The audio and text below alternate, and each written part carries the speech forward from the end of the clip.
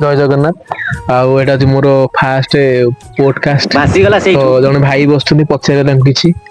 ଆଚ୍ଛା ଭାଇ, ବାହା ହେବାର ପ୍ରକୃତ ବୟସ କେତେ? ବାହାଘର ଏମିତି କୌଣସି ପ୍ରକୃତ ବୟସ ନାହିଁ।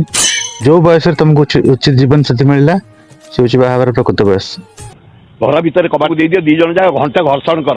ଦେଇଦିଅ, ଦି ଜଣ ଯାକ ଘଣ୍ଟା ଘର୍ଷଣ କର। ଆଚ୍ଛା ଭାଇ, ସେକେଣ୍ଡ କ୍ୱେଶ୍ଚିନ୍, ପ୍ରକୃତ ଜୀବନ ସାଥୀ କୋଉଠୁ ପାଇବା?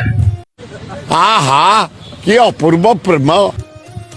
ପ୍ରକୃତ ଜୀବନ ସାଥୀ ଆମକୁ ଖୋଜିକି ପାଇବା ଦରକାର ନାହିଁ। ଆମେ ନିଜକୁ ପରଫେକ୍ଟ କଲେ ଜୀବନ ସାଥୀ ଖୋଜି ଖୋଜି ଆମ ପାଖରେ ପହଞ୍ଚିବ।